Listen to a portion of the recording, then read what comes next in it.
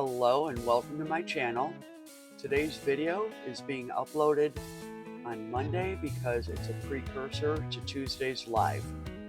The pattern on the right is going to be for Tuesday night's live. The pattern on the left is so that I can try this new blade before I go live. It was suggested to me by Wichita that when I get new blades and I want to try them, I should try them on the scrap. I can't just cut just for the sake of cutting, so I got the pattern for the feather for this test run. I have the puller blade in now so that I can cut the parameter of tomorrow night's pattern, and I need perfectly straight lines, and I wasn't confident that the crown tooth blade would do that.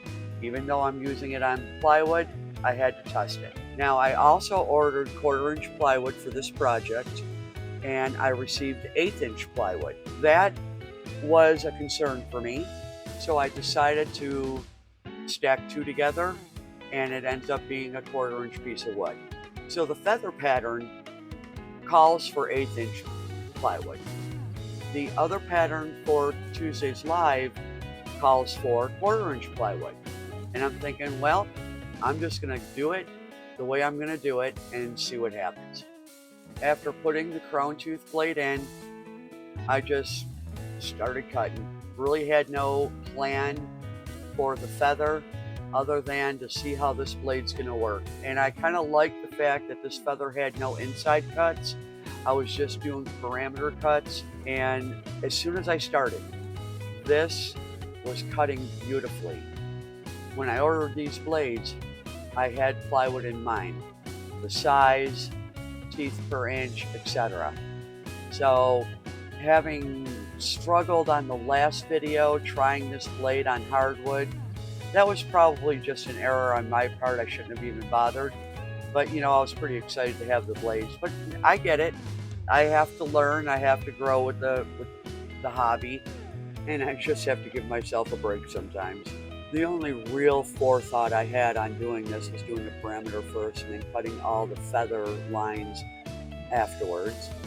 I'm glad I did it that way because I don't see any other easy way to do this pattern, going up and down all those lines while I'm cutting the parameter. It just didn't make sense to me. Having said that, I truly was just flying by the seat of my pants.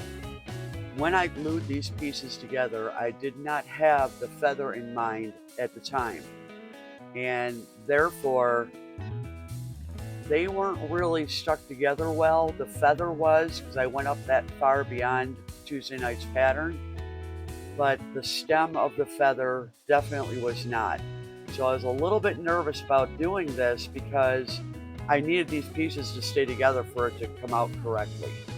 Doing these feather lines now was pretty exciting at first. Well, it was exciting all the way through, but it got tedious. There was a lot of lines to cut.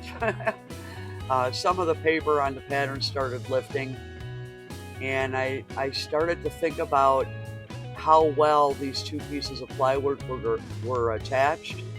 And so you can see I started to put my finger down there so I didn't have anything break off. I didn't think it would, but there was a very real possibility because these cuts are very close together, which every time you make a cut, it weakens the piece prior. I don't know if I mentioned this before, but I have been using contact paper on the back of my projects now, even though I wasn't fond of doing that prior. But once again, Wichita suggested that I use a roller to put it on, and it really gives it a good tight seal on the back. And I have had no issues since doing that. I've also had very little aftercare of sanding on the back pieces of my wood because of using the contact paper. And of course, it's noted that contact paper and other adhesives help keep the blade lubricated. I do want to mention that all the scrollers that are well versed in this hobby, I do hear everything you suggest. I do absorb the information, but I always don't apply it straight away. A lot of times it takes me a little bit, because I'm stubborn, I think, to, just suck it up and try what you are suggesting. So with this being a test cut, and I wanted to use a pattern I never expected it to go as well as it is. I half expected for me to struggle, the blade being new, getting used to it. But the biggest key was I was cutting the right wood for this blade. I would like to thank you all for watching my content, leaving comments, and really helping me along on this journey, because without you, I would still be struggling in a lot of different areas of using a scroll saw. As far as I can tell, throughout this entire process with the feather, this blade did not get dull at all. There was a couple of spots, not actually one particular spot that I had a difficult time cutting through, but it wasn't the blade, it was the glue that was holding the two pieces together. Once I got past that, the blade was cutting perfectly. Prior to me doing live streams, I was always using my shop vac hooked up to the scroll saw to act as dust collection. And once I started doing the live streams and I was able to figure out a way to keep the dust, not so much from getting everywhere, but for me breathing it in, I now use a fan blowing sideways, so as I'm cutting, it's blowing away from me. And that was what started me not using my shop vac ever again on this saw.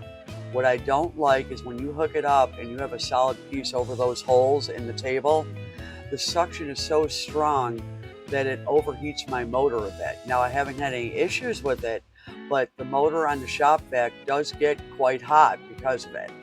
So what I think I'm going to do at this point is actually take off that piece that's underneath the table for the shop vac and just remove it and set it aside. Now, this is a stem for the feather, and I know that the wood at this end of the stack is not glued together at all, so I had to be very mindful to hold this piece very tightly, firmly, so it does not shift at all while I'm doing the cutting. And honestly, I was able to accomplish that. So as I get closer to finishing this part, the moment of truth is coming up pretty quickly. How did this cut and how do these pieces look after they're separated? This is 1/8 inch plywood, so I had to be mindful of taking off the pattern and taking off the contact paper on the back. Separating the stem pieces was not an issue because they weren't really glued together to begin with, but separating the feather, I had to be very careful because 1/8 inch is not a strong wood, and I had to use my razor blade knife there. I went down 1/2, it separated pretty smoothly, did the other half, and then you can see on the inside in between where I did the gluing and realized that part of that pattern wasn't glued at all. But again, taking off the tape, just got to be careful, you can't pull too hard. Same with the contact paper, and these turned out gorgeous. I couldn't believe it. If you made it this far in the video, thank you so much for watching. Give it a second. I did finish this, and it is now wall art. May God continue to bless you on your journey. Take care.